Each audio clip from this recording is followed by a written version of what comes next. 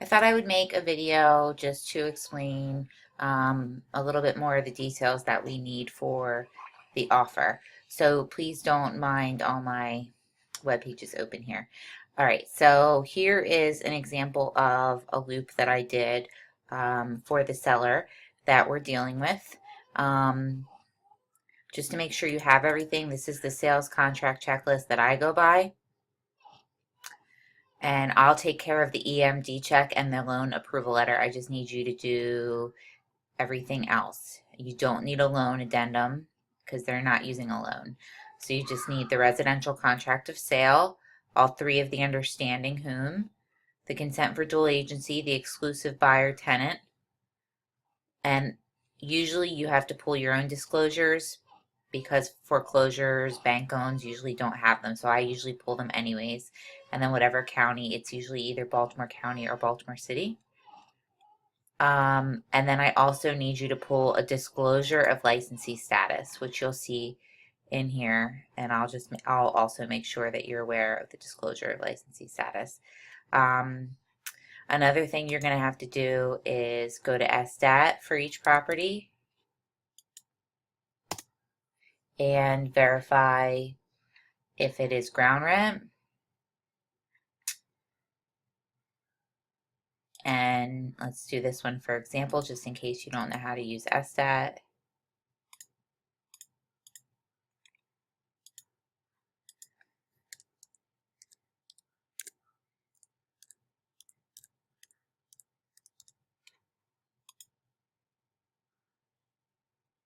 This is also where you can find the owner name, copy and paste. I usually use the amendment for the most recent, and obviously this one does have ground rent.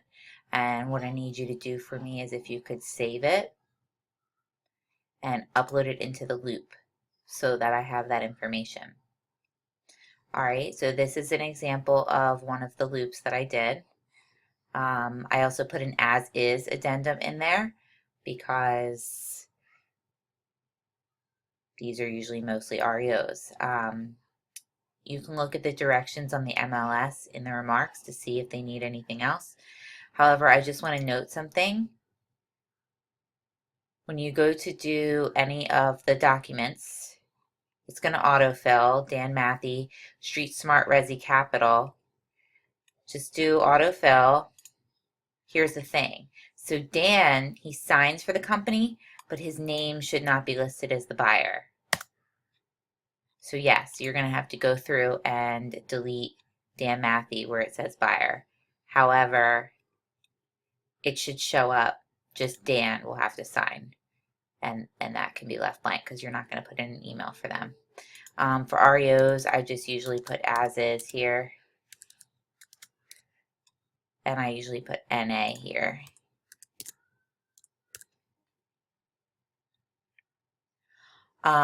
Lisa is very particular about checking all of the correct information. So please make sure you have all of the correct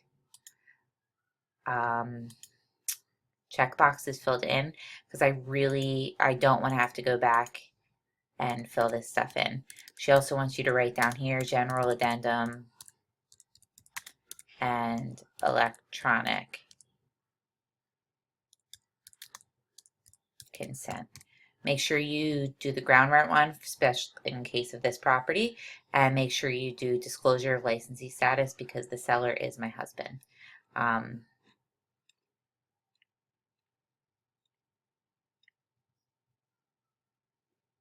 When you go down here, I like to fill out all this information.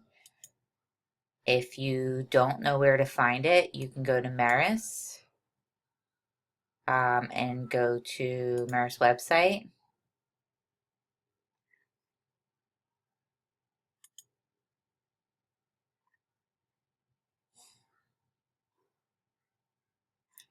And my account, and you can find the broker information. I don't like to leave it blank and I don't want to have to go back in and fill it out later. So please make sure you find out all the broker information. And then here's my license number. and this number, and I'll put it in the email for you as well. I'll put all that information in the email for you. All right, that should be it. Once you're done, if you could send all the documents to me, make sure you put me for where I need to sign. Like, for example, I think I need to sign this one. So make sure you fill me in here so I can sign that one. And I'll shoot me an email and make sure you send it to Dan as well. And I will put all of the other information in an email to you. Thank you so much.